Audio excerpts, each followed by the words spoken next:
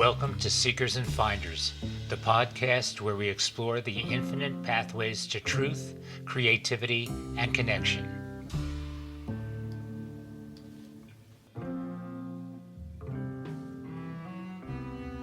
Music.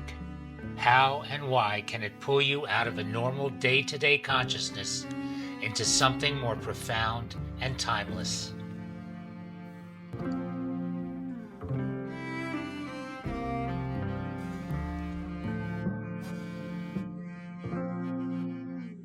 In this episode, we're thrilled to dive into the profound intersection of music and spirituality with our guest, Phil Hirschi, a celebrated cellist and former member of the Mahavishnu Orchestra.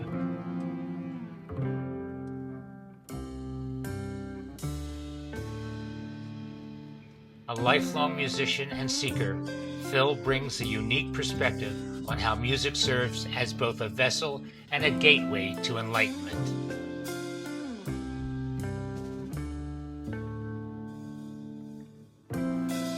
Together, we'll explore the transcendent qualities of sound, the role of creativity in spiritual awakening, and how music can harmonize the inner and outer worlds.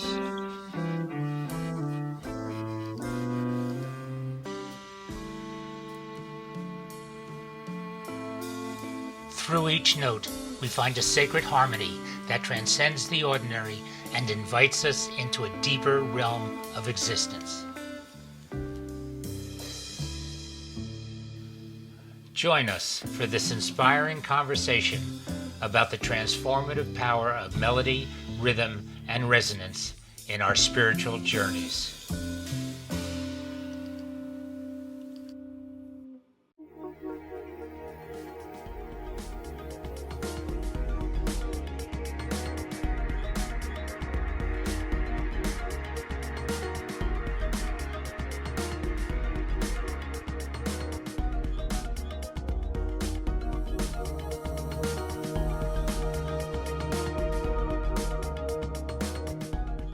And we are on. We're on the air. So, Gary, today we're going to have our dear friend Phil Hirschi on the show. And we've known Phil for a very long time. He was part of the Sri Chinmoy clan, if you will. He's a wonderful cellist. He played with the Mahavishnu Orchestra, the second iteration, with the albums Apocalypse and Visions of the Emerald Beyond. And we're going to talk about music and spirituality. What else, right? Great topic. Music and spirituality, they are very closely linked. And I'm here today to learn now, because this is an area where I am not by any means an expert in. I consider you and Phil to be experts, so I'm going to be learning today. So I'm asking questions, and today I might be the bad cop. You're usually the bad cop. I'm the good cop. But today I might be the bad cop and say, what are you talking about with this music? But we'll see what happens. We got to bring Phil on. And by the way, I saw Phil about a year ago or so. He came to Rhinebeck. I was living in Woodstock at the time, and had put on a great performance with some English woman. She was a singer. He'll tell us it was a great show in Rhinebeck, New York. And there he is now. There he is, Phil Hirschi. Everybody, give it up for Mr. Phil Hirschi. Here he comes. I did it. All right, you did it. Yes, you did. So, but before we start, Gary, you do have a weekly radio show. You have the Doo-Wop Shop. And so for you to say you know nothing about music is a big lie. Because you know more about music than a lot of other people. You know the names of the groups. You know the names of the songs. You can sing. So there is music in your life, Gary. And we want our audience to know that, believe me, Gary Falk knows a lot about music. I have two radio shows, people. The Doo-Wop Shop every Sunday morning from 9 to 12 a.m. and on alternate Tuesdays from 10 to 12 over WIOX FM 91.3, Roxbury, New York. My second show is called Seekers and Finders. interviews. I want to get Phil on to that because I interview spiritual seekers and finders to talk about their journeys, where they've been, where they are now, what gurus they've had, and what gurus they've rejected and walked out on. Yeah. We go back a long way. Listen, I was born and raised in Staten Island, the home of who? Vito Picone and the Elegants. Where are you, little star? Okay, so now I just want to say to the audience, does he know something about music? I Okay. mean, come on. So let's not get lost in our own world of you and me. Let's bring in our wonderful guest, Phil. Welcome to our podcast. Welcome, Phil. Welcome. So today we're going to talk about spirituality and music. Phil, why don't you give us a little introduction to yourself and just let us know your background, who you played with over the years. Sure. Yeah, so I started playing cello when I was about 9 years old. And like I say, I kind of had it in my background from my great uncle, whom I never met. But, through my grandmother and my mother and my father, they wanted me to play. And I just kept playing. I was pretty good at it. And I enjoyed playing in orchestras, which is what one does. And you work on the repertoire. And then I went off to college, and I still was playing in the in the college orchestra at Yale. But what really happened there was that my roommate was a guitarist and a rock and roller and a very good musician, and we started playing some things together. And that was new to me. I had never played any sort of pop music. I had never played music that wasn't written down. That I'm looking at. The eyes are looking at the paper, and the notes on the page are telling you what to play. I'm not sure I had even played Twinkle Little Star, just out of my own head, and pick the key myself. I don't think I'd ever done that, and that was a big like. To me, that is now as secondhand as just walking and chewing gum at the same time. But at the time, it was mind blowing, and it's kind of amazing because there are remarkable cellists who can play the entire classical repertoire, and I'm not sure they could do that if it's not written down on the page. It's just a part of their ability that they never worked on. Could they do it? Well, of course they could, but have they done it? Many haven't. One of the greatest recordings of cello and pop music, and I hopefully we can talk a little bit about that, was the Roger Kellaway Cello Quartet. And Roger Kellaway was his jazz pianist, and he wrote some lovely things, and he wanted the cello to be the main melody. He had to write down, and this guy was a terrific studio musician and maybe played in the LA Philharmonic, great cellist, but he could not play it what Roger Kellaway wanted unless it was written on a page. So I know there's this distinction. If you've never done it, then you don't know how to do it. And that's kind of where I've been living ever since about 1971 or 72, being able to play things that aren't written down, hearing a song and being able to join in and add something to it. So that's been part of my journey to bring cello into non-classical environments. Okay, so I graduated from college, and as you know, I'm in the center. My first year in grad school, I was going off to get a PhD in English literature, and I get a call from a certain John McLaughlin. He said, "Would you like to join the Mahavishnu Orchestra?" And I went, I don't know. I'm reading some Chaucer and some Matthew Arnold. It's pretty interesting stuff. Well, okay, I'll join the hottest band in the world. Fine. And it was the call that you always hope to get, and I got one of these calls. Just it opened the door, and for the next year and a half or so, I played in the orchestra. We did 2 albums on Columbia Records. We did 2 European tours and 2 American tours, a tour of Australia and New Zealand, and then John changed bands, as happens. Certainly in the jazz world that he came out of, you change bands all the time. And after about a year and a half, that wonderful experience was over, and I went back into kind of orchestral playing because there just wasn't a lot in the marketplace for what I was able to do. And it's New York City. There's 100,000 excellent cellists in New York City. There's just lots and lots of them. They're everywhere. Let me interrupt you for a second. Yeah, What brought you to the center? Did you have a spiritual experience with music before you came to Sri Chinmoy? How that's a did you get into your great question, because Steve Hine, Dhruva, invited. I responded to a poster, and I went to a meditation or two, and at some point he said, "You want to hop on the train? We're going to go down to Wilton, and there's a restaurant down there that Premananda runs. What's the name of it? Love and Love Serve. and Serve." And guess who was playing Love and Serve to about 15 people in the room? John and Eve McLaughlin and Larry Coryell and his wife. And I'm going, and I'm in the first row. I'm not in the first row. I'm 4 feet away. And that was a mind-blowing experience. I mean, you guys know what that's like, to be right next to a master musician.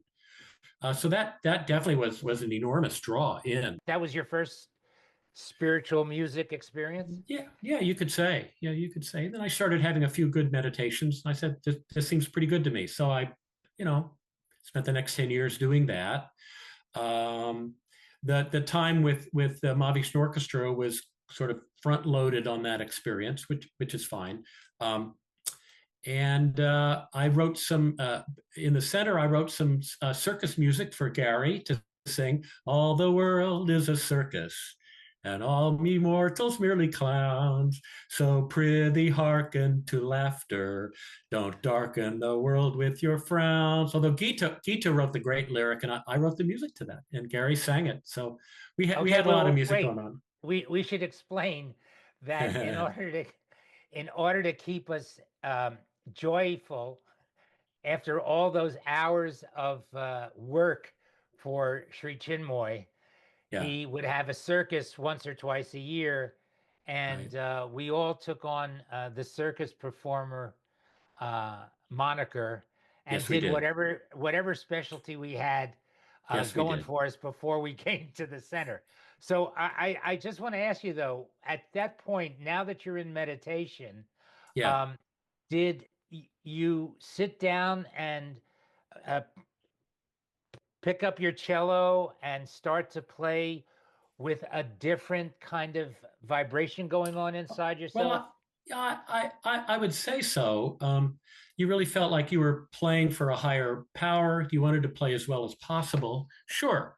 I wasn't just playing for myself anymore. Yeah, I felt that. Did you hear the notes differently, or were you still hearing the notes as a cellist?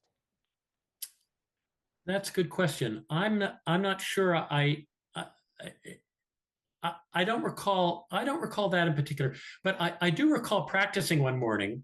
I was living with. I remember who I was living with, and the sun was coming through the windows, and I had all morning, and I was playing. I was just so happy. I was just so happy playing my cello on this beautiful Queen's morning with the sun streaming through the window, and I didn't have a care in the world. I was just as happy as can be. So it was definitely a complementary sort of adjunct to my musical quests and abilities. Sure.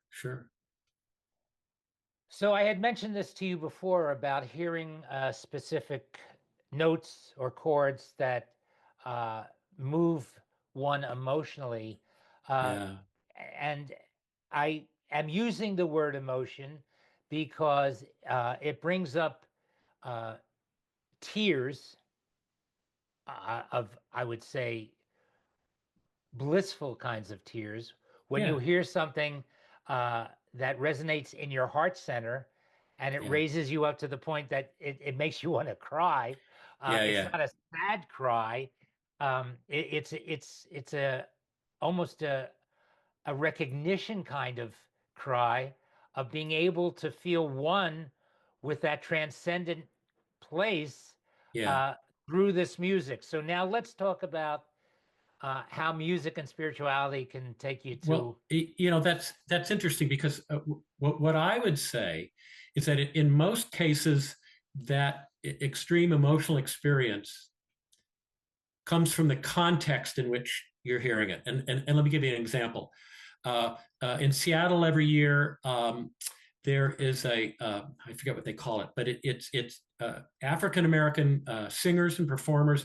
They do some gospel, they do some Christmas carols, and they might call it Black Nativity. And we went one year, so it's mid-December, and Christmas is coming up. And they enter the hall, walking slowly down the 2 aisles toward the stage.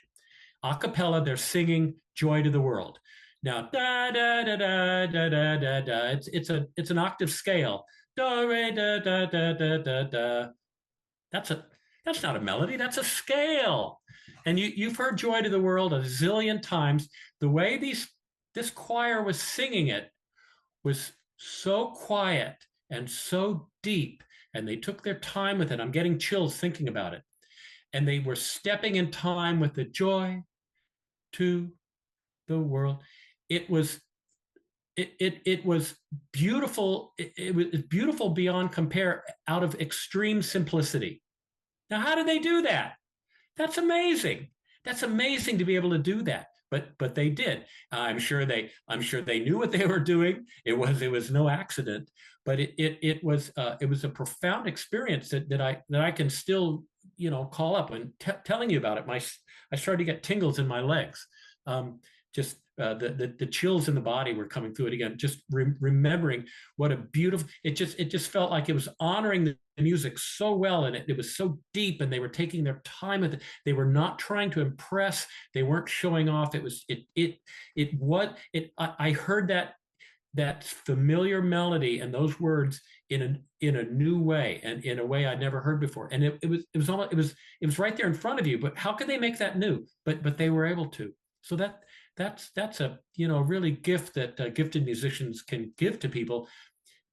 It's not that the audience necessarily brings something to it, but they were able to present it in such a way that it made it wonderful.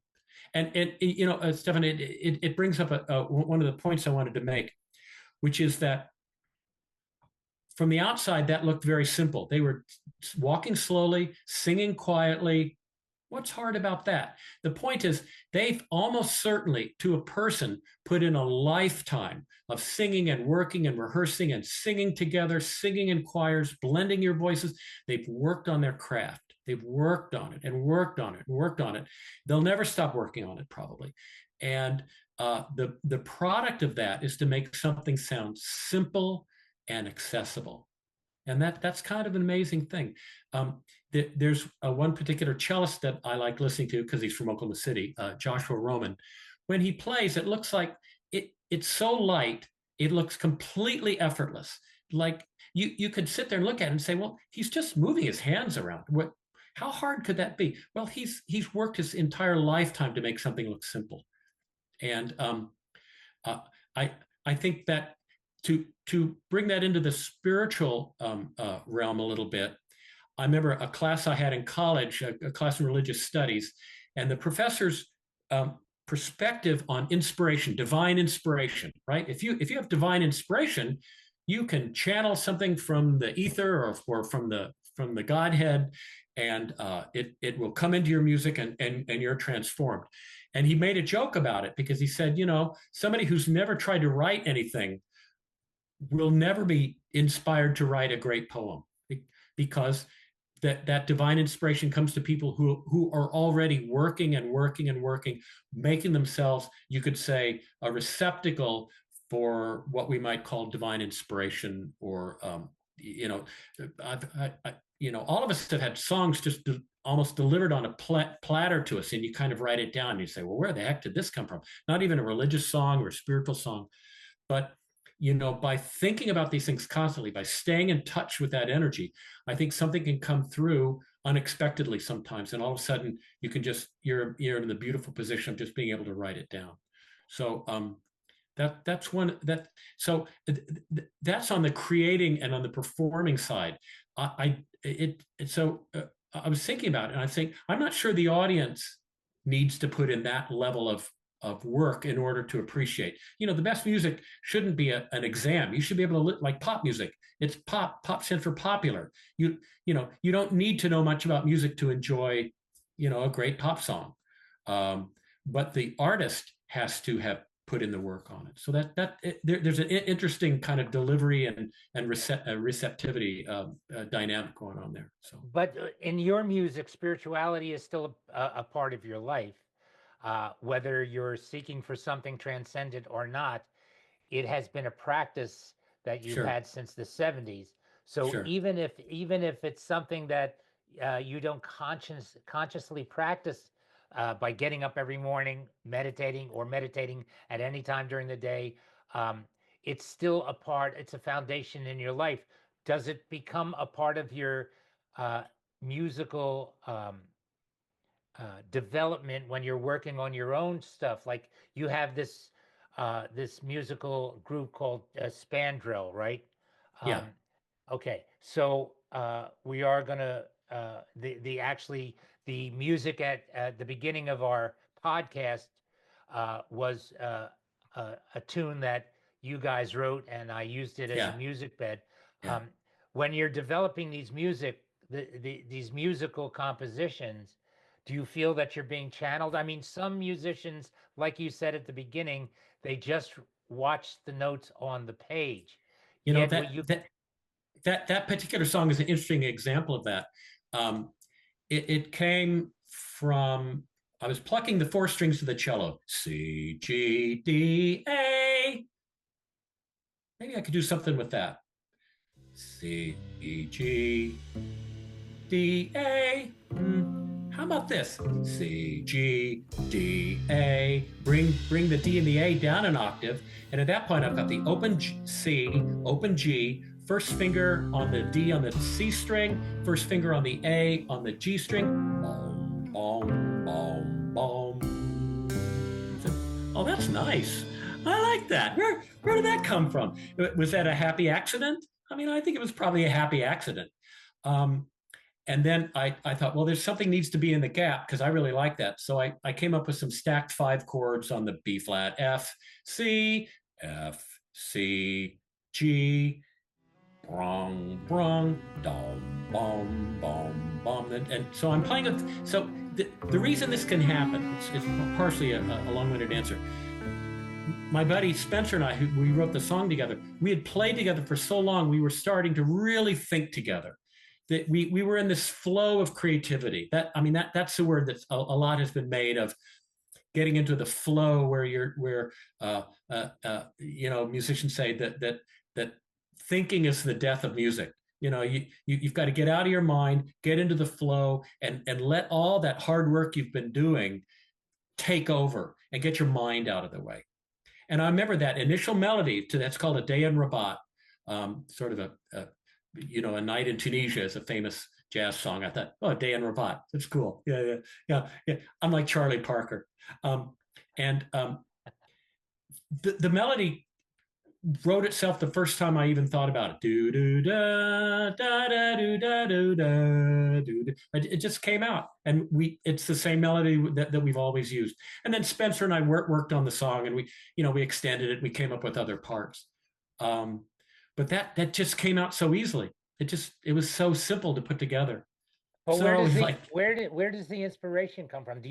What I'm trying to say is that yeah, as a musician who's never really um, involved themselves in any kind of spirituality, who may be an atheist, who just approaches music very clear cut. This is what it is. The more I yeah. practice, the better I'll get.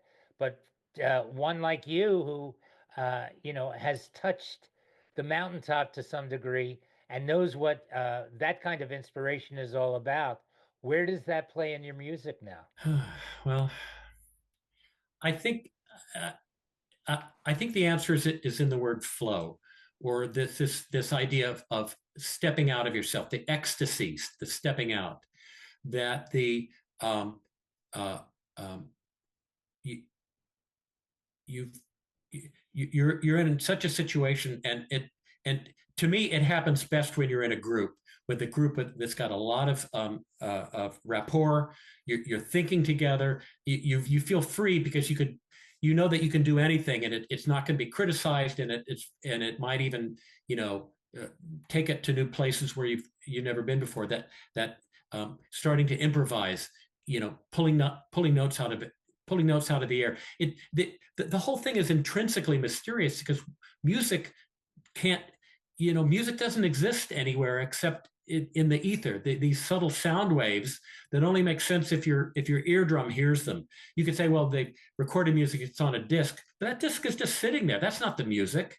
It's a way of bringing music, into the world. But the whole, I'm fishing for words because the whole process is mysterious. So to me, the best kind of spiritual state that you can be in is where you're no longer trying mentally to figure out what's next, what am I supposed to play. You're really in the moment, but out of the moment at the same time. There's this strange effect. So, some of the music that I was talking to you about earlier, Stefan, was there's a couple of songs that I can think of that just give me the chills every single time. Now, why do they give me the chills? Why do they even choke me up? I'm trying to sing the song and I'm choking myself up, literally. It's so weird. Why would I do that? Well, I thinking about it, it has to do with the whole years and years of times when I've sung the song in different environments where it meant something at the time. So singing the song has a way of taking all those brain cells that were affected over decades maybe and compressing them together like that. Boom. You're in a time you're in a time worm time what's the word wormhole. Time warp. You're in a time warp at that point. You've just brought decades together into the moment, and some part of you is looking at that and saying, that's fantastic. I'm just the neatest thing that ever happened. And I pretend like, oh, sorry, audience, I just got a little frog in my throat. But I knew it was going to happen because I couldn't get through it. I knew that in that moment it was going to happen. Now, those songs, there's maybe one of them would, maybe there's, hundreds of other people that have the same sort of reaction to that particular song. One of them, by the way, is Center Field, John Fogerty's Center Field. It's just such a beautiful song of it's baseball. He's rounding third and headed for home. And I just got chills in my body when I said that. Now, why? Why is that? I don't know why. I don't know why it's that particular song. The other one that's a real killer, and I know I'm not the only one, is a song called The Mary Ellen Carter by Stan Rogers, the late, great Canadian folk singer, Stan Rogers, who wrote a song about they were a crew on a ship and the ship went down and the owners didn't want to bring it back up. Who cares? The insurance has paid the loss to us. I just cracked up. You got it on camera. I had to stop because I couldn't keep going. The song is about how he and his crew bring the ship back to the surface again. And the refrain is, rise again, though your heart, that her name not be lost to the knowledge of men. All those who loved her best and were with her till the end will make the Mary Ellen Carter rise again. Here, I did it. I can't do this. You have to edit this out. This is really beautiful. This is ridiculous. We just had the first really high spiritual experience happen to us on our podcast because our guest just went into a transcendental. I did. And in the final verse, he says, and you to whom adversity has dealt the final blow, with smiling bastards lying to you everywhere you go, turn to and put out all your strength of arm and heart and brain, and like the Mary Ellen Carter, rise again, though your heart it be broken and life about to end, no matter what you've lost. No matter what you've lost, be it a home, a love, a friend, like the Mary Ellen Carter, rise again. Well, okay, so there's a documentary of that, of a guy whose ship went down. He's in his life vest in freezing cold water. And the thing that kept him alive until he was rescued was the chorus to that song. That song, he said that I would have died of exposure, except for that song kept me going. So Wow. powerful Okay. stuff. Okay. So now that the quantum physicists have discovered that the quantum field is not particles, it's waves. It's waves, Which definitely. I always believed it was. So they could have come to me first before they did all that work in that, in that research lab. But Yeah. it is the waves. And we've talked about this on our podcast before. Um, my experience is with vibrational waves. Sure. My spiritual name, given to me by the guru, is Taranga, which in Sanskrit means waves, the waves. So I am naturally attuned to the waves of the universe, the There you go. cosmos.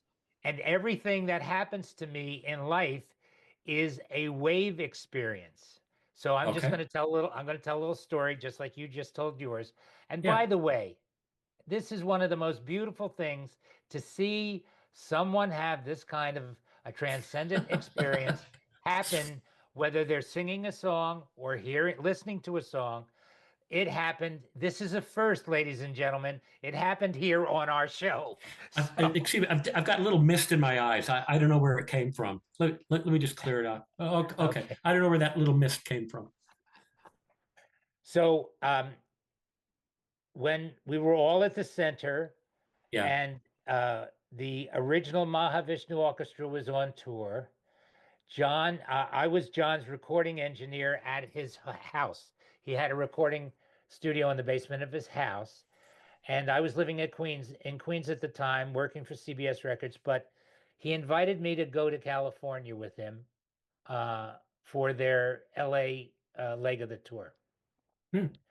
So while I was there, he's performing at the LA Coliseum or Forum, one of the two.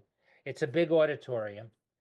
And I was there for their dress rehearsal, their sound check.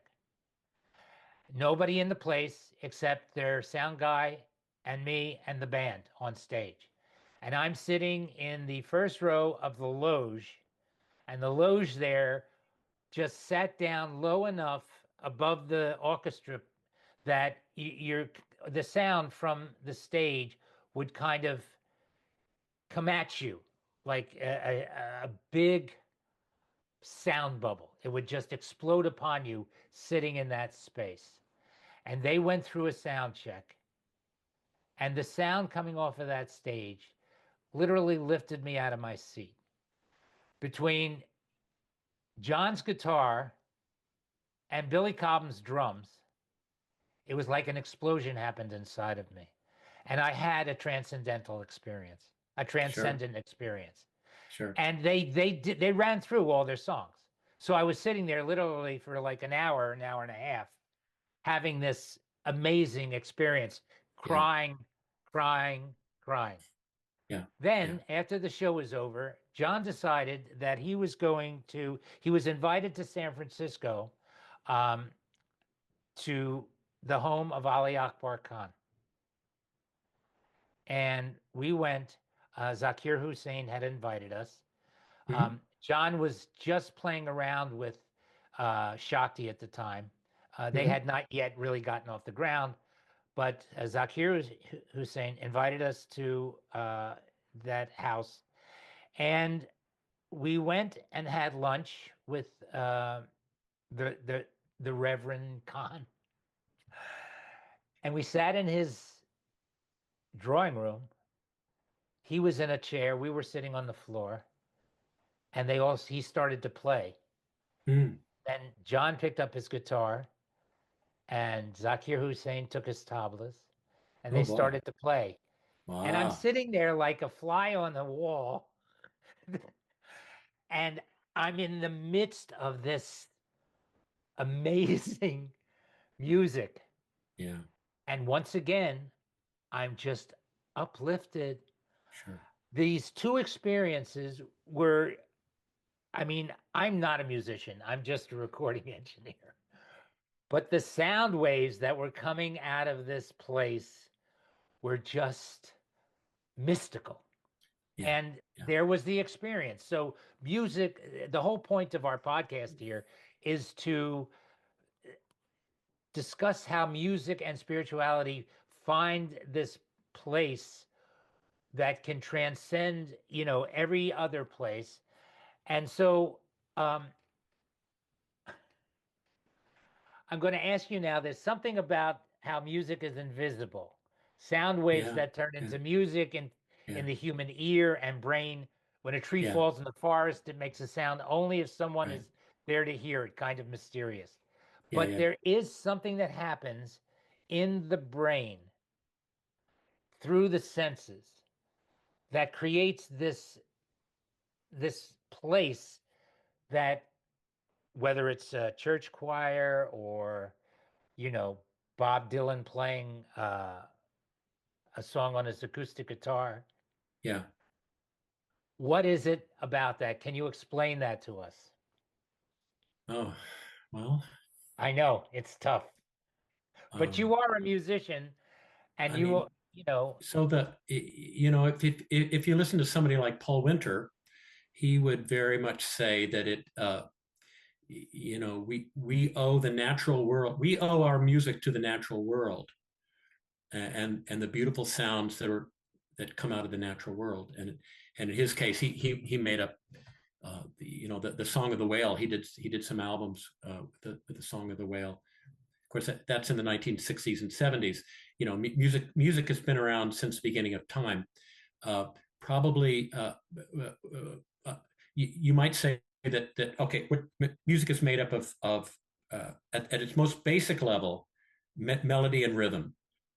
Uh, Indian music doesn't use chords, so chord progressions are essential to our Western music, but it's not essential to music. It's just essential to it. It's where uh, Western music fell in love with chord progressions and not so much with rhythm. Whereas in the East, rhythm was the thing, and probably with singing. And I would think prehistoric peoples very quickly found things to beat on. They've also, apparently, some of the earliest implements were these flutes that they made out of antler bones. So it happened real early, Stefan. Happened real early in our time on the planet as Homo sapiens, and we've had plenty of time before then and since then to evolve with it. We affect our own mental evolution through the choices that we make, over the centuries. So music goes back forever, and I think there's something very strong about the the the group drumming. Group drumming has a way of synchronizing the blood pressure and the brain waves and the breath of a group of people. And that's a powerful experience. That's a stepping out of yourself. You're no longer just a single person, but you're in tune. You're in synchronization with other people. That's a cool state, and it's a. I mean, I think in most cases it's kind of in a very joyful state. I don't want to reuse the word ecstasy too much, but that is what it is, and you're carried along in a flow. If you thought you were tired and all of a sudden you're drumming with a bunch of people, you'll find energy that you didn't have before, and it could go on for a long time. It's a long time that this could go on, and at the end you might be exhausted, but you'll definitely felt like you've been somewhere and you've come back. You've been somewhere else, and that somewhere else was pretty great. And you know what? You might want to go there again real soon. So let's all get together and drum again. And I think for a lot of musicians, I'm enjoying playing. I hadn't played a lot of chamber music over the last number of years, but living here in this new town, Port Townsend, on the Olympic Peninsula, I'm having a lot of opportunities to play more classical music and chamber music, and it's just great. It's just great to play that kind of these carefully constructed pieces where your part is definitely prescribed, and it's up to you to play it well. You don't want to play it poorly, but when it all comes together, all of a sudden it can it can be kind of rough, but if it comes together, all of a sudden you do this and you just feel so good about it. You can hear the sounds coming together. You're matching the sounds. You're coming in together. You're not rushing. It's just a great experience. So uh, I I think that's the kind of why would we the distinction I'm trying to make between religion and spirituality. Spirituality, I think, has more of an emphasis on how's it going to make you feel. Are you feeling better? Are you a happier person because of your spiritual pursuits? Are you lifting yourself above the mundane and into something higher? And for a lot of us, you can really do that by playing music with other people.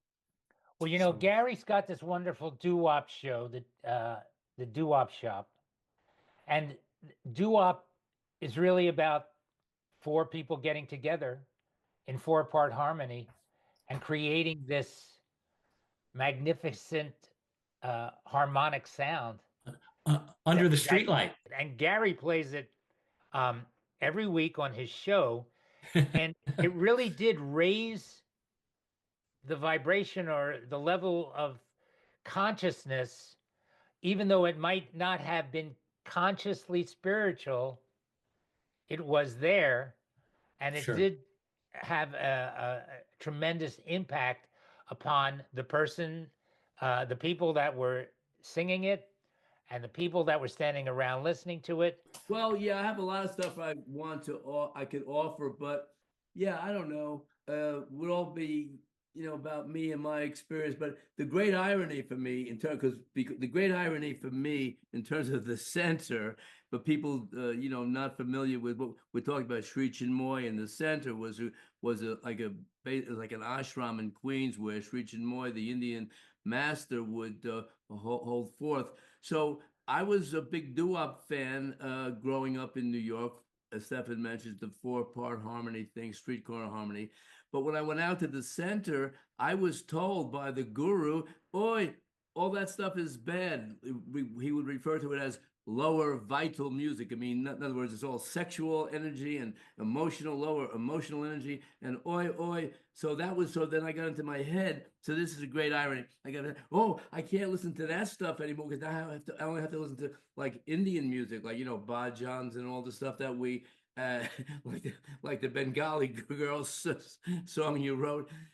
So here's the irony. So then when I left the center, after 10 years of oi, all that music is bad stuff, but it's going to take you away into lower vital worlds, blah blah blah. When I left and then sort of connected with my old music from the past, that holy shit, this is just as spiritual as the bhajans and the ragas. I mean, every tradition has its own thing.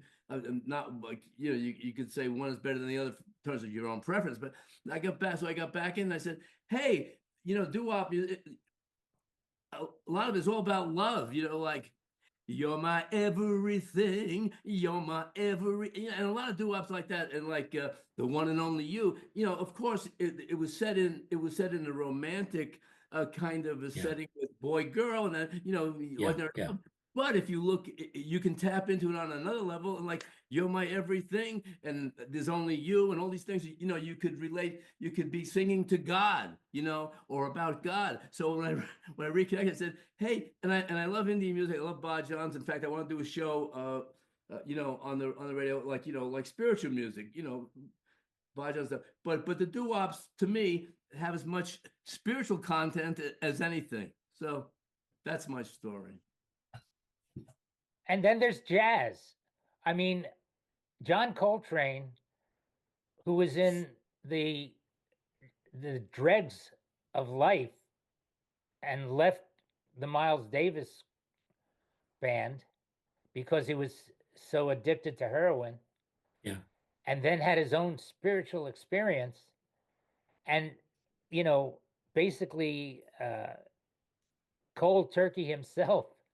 He did. And came back into Miles's band when Miles went into the studio to record Kind of Blue, which is considered one of the greatest jazz albums. And, from a spiritual point of view, now I don't know where Miles was at that point, but John Coltrane was absolutely at the pinnacle height of his, of his playing and spirituality. And that album, I mean, there may not be tons of jazz fans out there, but if you want to hear the most incredible spiritual music, Yeah.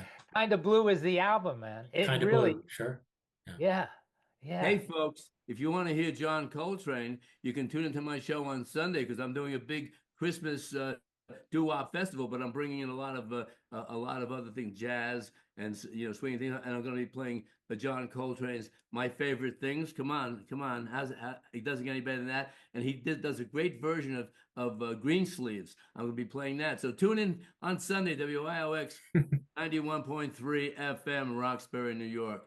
No, music is great, but and the thing is, you can tap into it on different levels. Yes, the lower vital level, we know all about that, but there's also an ethereal level that you can tap into too, and it's all there. It's all there. I love Coltrane. Well, we should also mention that John McLaughlin and Carlos Santana got together and created the album Love, Devotion, and Surrender, and did A Love Supreme by John Coltrane on that album. And it's an amazing rendition of the song. So everybody's taking it to the next level, we'll say. But my curiosity is really how the tonality of certain things that happen in songs can touch you like it did you, Phil, that brought you to that state of bliss where tears just started streaming down your face. Can you talk about, can you explain that experience now that you've been brought down to earth after you sang that thing? Can you explain what happened to you? Yeah, it's not a mental decision. It was really an emotional response that I felt in my body. I really could not keep singing at that point. I would have to stop. I've in the past I've tried to distract myself and look at there's a fly on the wall, and you're singing this song. I said, but what I'm really concerned with is that fly on the wall, and maybe I can get through the next verse without cracking myself up and embarrassing myself. And it works sometimes, and sometimes it doesn't. Yeah, Stefan, we talked about it. It's an explanation that doesn't explain anything. The idea that the context in which you're hearing something and in which it's delivered makes all the difference. A particular song that would mean nothing to you, in a rendition from a different singer, might sound like the greatest thing you've ever heard. It also occurs to me that there are types of music that are kind of not as, to state the obvious, not as popular as they used to be. Something like opera. And I often think to myself that if a great singer, if a Marie Callas, well, there's a new movie about her, that's why I mentioned her. If she were in the room with a bunch of people who didn't know anything about opera and had thought that that's for eggheads or it's for rich people or whatever it is, and you were to hear it wouldn't have to be Marie Callas. It could be just, an excellent opera singer sing for you in real time and have the sound waves wash over you. You would think it was the best thing you had ever heard in your life. Is the context there ready to receive it and to actually make some changes in your life as a result? There's some levels of snobbishness that I built up. You know who the biggest music snob in the world is John McLaughlin. John, who do you listen to? Who do you listen to? Miles and Coltrane. Yeah, but what about this? What about that? Just listen to Miles and Coltrane. He wouldn't admit anything. He wouldn't admit anything. Now, I was so shocked to find out he came up through the system in England playing pop music with Georgie Fame and the Blue Flames and all that stuff. I mean, he knows all about pop music, but it never entered at all. He had put up the barriers. So I inherited a fair amount of snobbishness, thinking that you can't love everything. You need to dislike some kinds of music to just show that you're a thinking person who has his standards. I'll tell you the main thing you want as a musician. The main thing you want is for people to like your music. All musicians want to make a lot of money, but the ones who have made a lot of money don't care about the money anymore. They want people to like their music. That's the best thing in the world, that you're playing live for people and their appreciation comes back to you. That's the best thing. And I think again that's you're no longer just by yourself. You're affecting people in a positive way. Hopefully your music is positive. Um, so you've broken out of your normal kind of set things that you're living in your own mind, and you've extended your creation into other people's awareness, and that's a pretty great thing to be. So Okay, but do you have to be in a certain mood in order to appreciate it? For no, example, no, when no. well, wait, when you just started to, when you went into your transcendent state of bliss singing that song, where did you feel it? Did you feel it deep in your heart center? Was there a sense of unconditional love that just started to explode out and bring up the tears that you felt deep inside? I'm not sure I can explain it that way. Physically, I literally get shoots running down my legs, and to a certain extent in my arms. Um, and I think my throat kind of constricts. I mean, I had to stop. I couldn't. I would have been croaking if I kept going. I had to let it relax. So there was a kind of a physical tightening, but not sure what else I can say about it. I mean, Where does choking up happen? I mean, I've seen situations where I have been reading something that was very heartrending, very uplifting, and I found the same thing happened to me, where I started to choke up. yeah, Tears started to happen. I yeah, couldn't talk anymore because I yeah, did get choked up. What is that? So it's the choking up part that I'm yeah, wondering if that comes from a very deep space, inside your heart center. And it is, again, a wave or a vibration that is occurring that is creating that situation. It's not yeah, happening in an open space of stillness, although in that space you can also have that kind of experience. I was watching the Bob Dylan teaser with the actor Timothy Chalamet, who's playing Bob Dylan, and the yeah, scene that they played in the teaser was Bob in Timothy in his room as Bob Dylan in his apartment with the actress who's playing Joan Baez there, and they're having a little back and forth, um, kind of not heated discussion, but they were going at each other.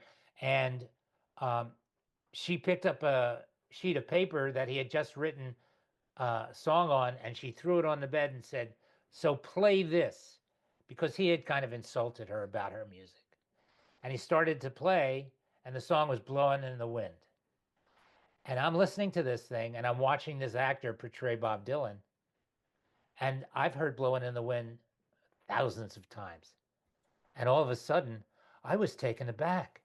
It was one of the yeah. most moving things that I had seen. Nice, nice. And it started to bring up memories in my self of the times back then in my life, in my 20s, when I heard all that music. I was living in New York at the time, and I was participating in uh, the Greenwich Village scene to some Yeah, degree as a visitor, as a watcher, as a yeah, music, you know. yeah, And yet that song, the way it was portrayed in that teaser, just moved me, and I started to cry. yeah. And Nice, I'm saying, nice. what is wrong here? What's going on? I have to talk to Yeah, Phil about this. it's funny because the appreciation of art in general is completely subjective. You could take a Michelangelo or Leonardo da Vinci, but a person could come along and say, "This is garbage. I don't like this at all. That's ridiculous." Um, Person's wrong, but that they could sincerely hold that position. Or in lesser works of art, "Blowing in the Wind," there are people who might not be moved by it. But the amazing thing is that some songs like that do get an A double plus grade from almost everybody.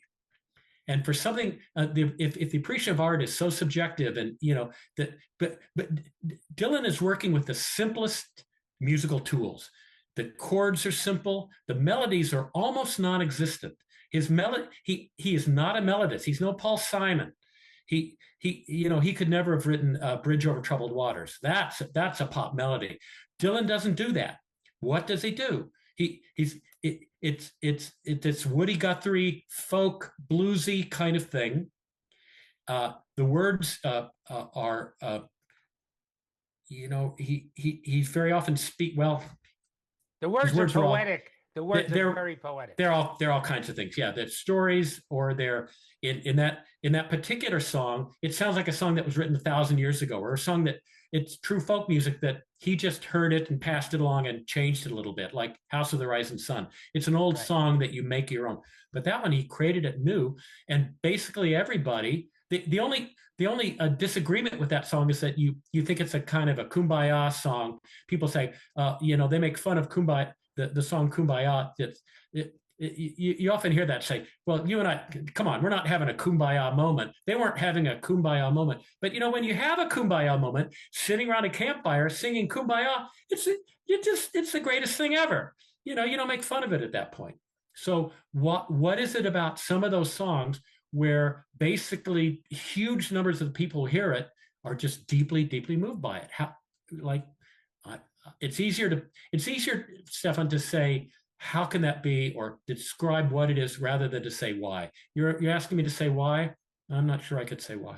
Well, that's now. Okay, so now I'm going to come back to non-duality, Gary. Here is that everybody having a unique experience in their own way. Okay, and the expression "beauty is in the eyes of the beholder." Yeah. It's true. I mean, some people can have an emotional experience with music. Some people can hear it and nothing happens. Some people are moved to dance. Other people, are moved to have a transcendent experience. For example, the Bengali singers. I actually had beautiful experiences, not necessarily listening to them live on the stage, but after the fact, after I left the center, I was listening to them a year or so after I left the center. I had a tape cassette in my car, and I had the most transcendent experience of freedom that I've ever had, uh, even while I was a disciple. It Ah, just, I had the tape on I was driving down the highway. I had the tape on listening to them, and I can't remember which song it was, but all of a sudden I was in my convertible. I stood up holding the steering wheel and I screamed, "I'm free," because I had felt this emotion come over me from listening to the Bengali singers. And I can't explain it. I probably wouldn't have that same experience listening to them now. I don't know. Maybe I'll give it a shot. And I'll tell you this is something else. While I was at the center, one of the other musicians that you participated in this, putting together the album Songs of the Soul from Sri Chinmoy's poetry. And we all went into the studio. We took all the disciples who were great musicians. We took John McLaughlin and Carlos Santana. They came in and gave us, as a track on the album. And uh, I was fortunate enough to get copies of it sent to me from Joe Shepley's daughter, Mary Ellen Shepley. She had copies. I didn't have copies that I took with me, and she sent them to me about 2 or 3 years ago out of the hmm, blue. And I threw one on the box, and I started listening to it again. And sure enough, I went out. Now, nice. I went That's I great. went out there. I went into a very high meditation because the combination of Sri Chinmoy's voice and the musicians like yourself and Carol Shive and the singing of Tanima and Arun and all these magnificent things that happened to us uh, over and above our experience at the center, because there was so much talent going on there. And I don't think I ever really experienced it as well as we did that album with all of these wonderful people. You Nice. know, that was really an expression of the greatness of all those disciples in a very high state of consciousness, I must say. So, yeah, uh, I think we've expressed ourselves pretty well to the degree that we can about the experience of music and spirituality in the time we've had here. Um, I guess there's scientists out there that medical people that can talk about the brain and how music works, Yeah. but Yeah. you certainly have given us some enlightenment here. I'm just kind of reminded of I talked earlier about the hard work that has to go into making something simple. But I haven't played my scales today, and I'm getting itchy. I'm getting itchy. So what is this thing that even after 50 years you're still doing do re mi fa sol la ti do? I mean, can't you evolve from that? Well, at least on an instrument like mine with no frets, if you don't do that every day, you start to lose it. And if I were to go a week without practicing and playing, the fingers feel bad, and it sounds bad to yourself, and physically it's a struggle, and it's such a relief when I've been in that situation to just keep at it, and don't quit. You want to quit, but don't quit. Hang in there for another 10 minutes, 15 minutes. And I can just feel it come out. I say, oh, finally, I know where that B note is. I know where the C, I can do the extent. Okay. Whew. Boy, I was lost there, but now I'm found. I'm reading Karen Armstrong now, the Case for God, it's called. It's written in 2009. And the whole first part of it is that religion was initially not about believing. It wasn't, you need to believe something. It was what you did, that it was based on ritual. It was what you did.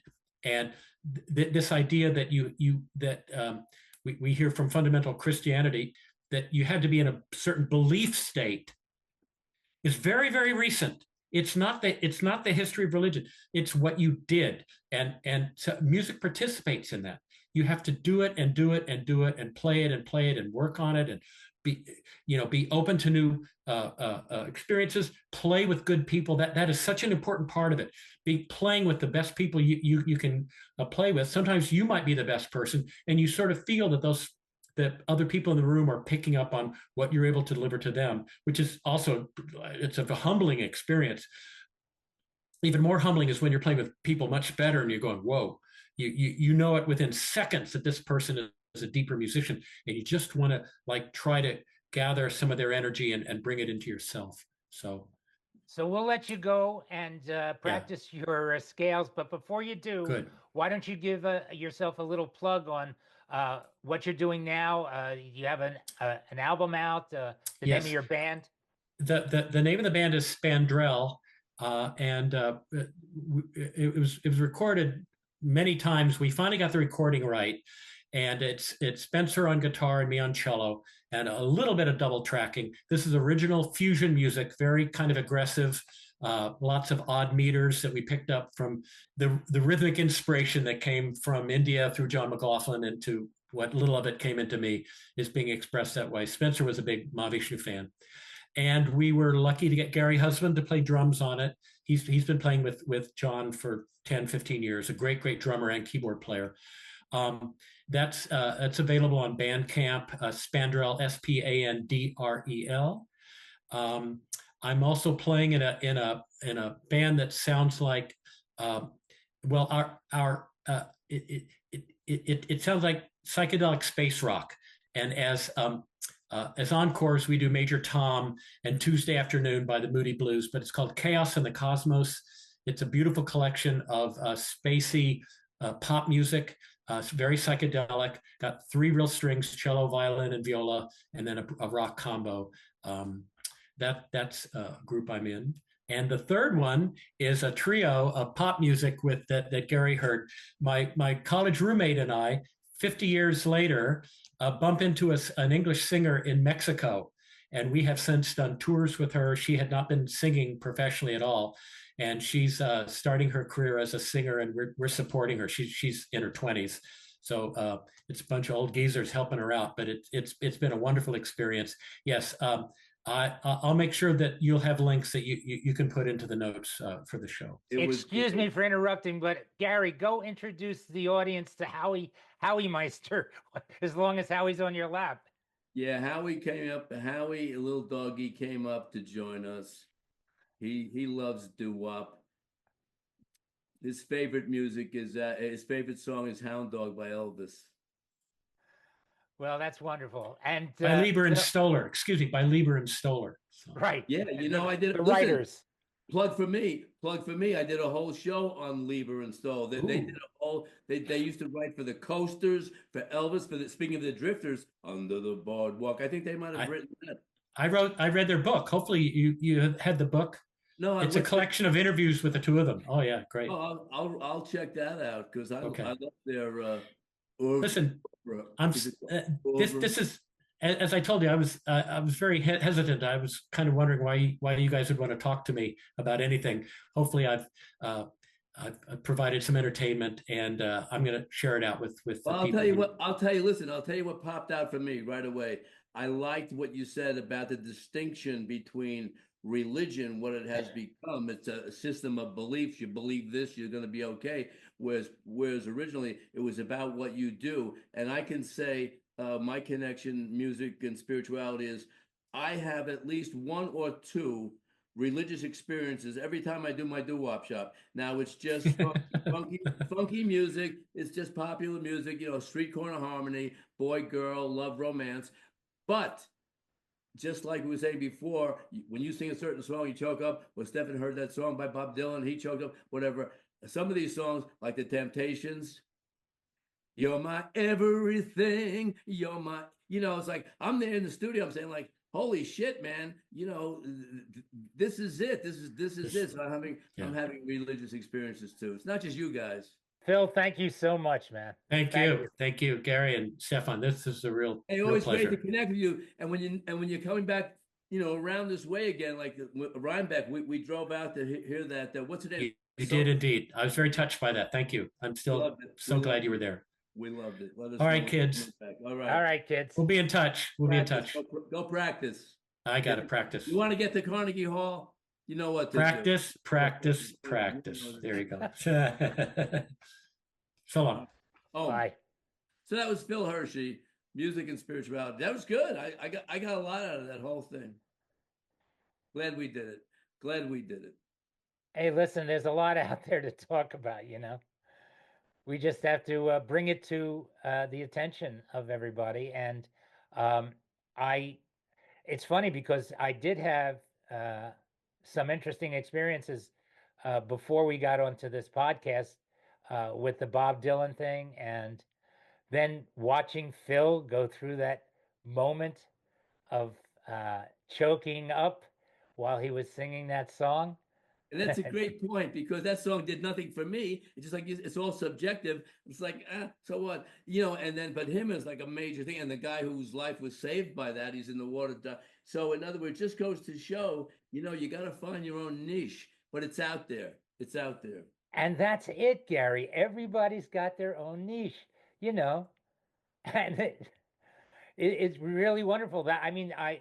I've got mine, and all I can say is I hope everybody gets theirs, because until you find your own niche, not somebody else's, not some guru on the throne or somebody over there in left field or whatever, until you find your own niche, you're going to be out there like still thinking maybe that guy's got something I don't have. And that's the biggest myth of all. So our next niche is Lisa Carrillo, right? Lisa Carrillo. Now, Lisa's great. She's got a shtick where living from the unknown, living from uncertainty, or I have to play I have her book over there. I'm reading it. I'm going to play a few of her videos. So we'll be ready. Lisa's great. She's got a bright, sparkly personality. And then after Lisa, we got some great people. We got a lot of great people lined up. Listen, if you're listening to these podcasts, you want to be on, you got a story to tell, as long as it's, germane to our topic of exploring spirituality in all its aspects. We've got marrying the astrologer coming up. We got a lot of people coming up. Yeah, and you can just email us at seekersandfinderspodcast@gmail.com, seekersandfinderspodcast@gmail.com, and we will answer you. I mean, if you've got a story, we would love to hear it, Want to hear it? We're just regular people looking for regular stories. Listen, I know you don't think so, but I tell you, I'm just an ordinary guy. Stop projecting onto me something. I'm just an ordinary guy. Look how much Howie loves you. You're such an ordinary guy. I'm not one of those enlightened masses. Well, no. No. Okay. Till next time. Om Shanti, Om, as we used to say back in the day, Om Shanti Shanti Shanti. Om Back in the Shanti, day. Shanti, Shanti. Here we Later. go.